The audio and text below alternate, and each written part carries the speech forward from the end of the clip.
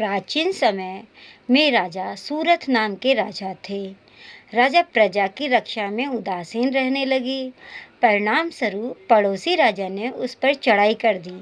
सूरथ की सेना भी शत्रु से मिल गई थी। परिणाम स्वरूप राजा सूरथ की हार हुई और वह जान बचाकर जंगल की तरफ भागा।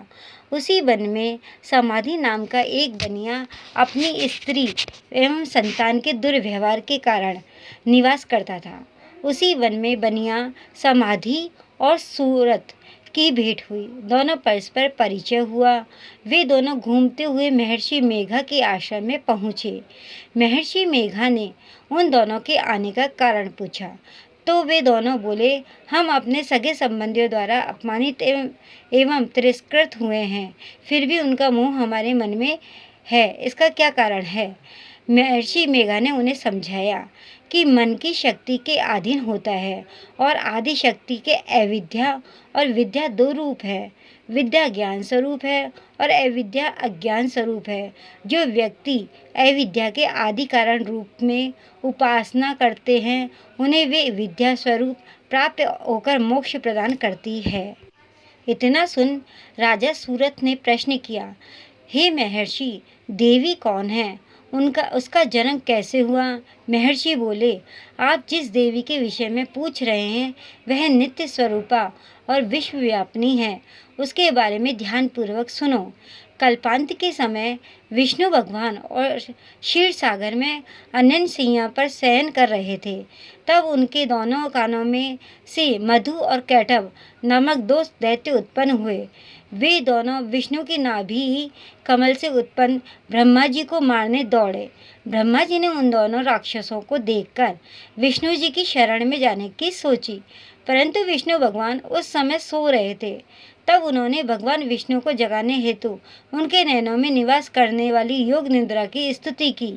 परिणाम स्वरूप तमोगुणी अधिष्ठात्री देवी विष्णु भगवान के नेत्र, नासिका, मुख तथा हृदय से निकलकर ब्रह्मा जी के सामने उपस्थित हो गई। योग निद्रा से निकलते ही विष्णु भगवान उठकर बैठ गए। भगवान विष्णु और उन राक्षसों में 5000 साल तक युद्ध चलता रहा। अंत में मधु और कैटभ दोनों राक्षस मारे गए।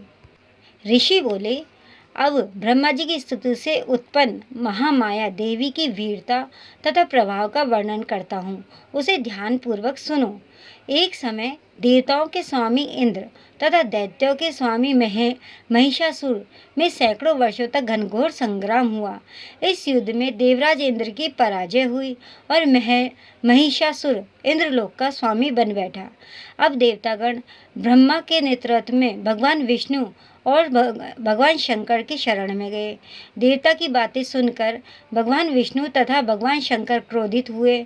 भगवान विष्णु के मुख तथा ब्रह्मा जी और शिव जी तथा इंद्र आदि के शरीर से एक तेज पुंज निकला, जिससे समस्त दिशाएं जलने लगी और अंत में यही तेज पुंज एक देवी के रूप में परिवर्तित हो गया। देवी ने सभी देवताओं से आयुध एवं शक्ति प्राप्त करके उच्च स्वर से अट्टहास किया, जिससे तीनों लोकों में हलचल मच गई।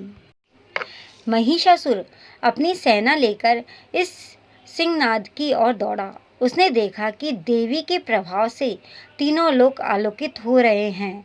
महिषासुर की देवी के सामने एक भी चाल सफल नहीं हुई और वह देवी के हाथों मारा गया।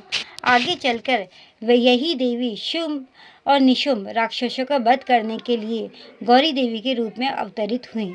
इन उपरोक्त आख्यानों से को सुनकर मेघा ऋषि ने राजा सूरथ और तथा बनिया से देवी स्तवन की विधिवत व्याख्या की। राजा और वणिक नदी पर जाकर देवी की तपस्या करने लगे। 3 वर्ष तक घोर तपस्या करने के बाद देवी ने प्रकट होकर उन्हें आशीर्वाद दिया। इससे वणिक संसार के मोह से मुक्त होकर आत्मचिंतन में लग गया और राजा सूरथ ने शत्रुओं के पर आक्रमण करके विजय प्राप्त करके अपना वैभव प्राप्त किया। जय श्री कृष्ण। प्राचीन समय में राजा सूरथ नाम के राजा थे।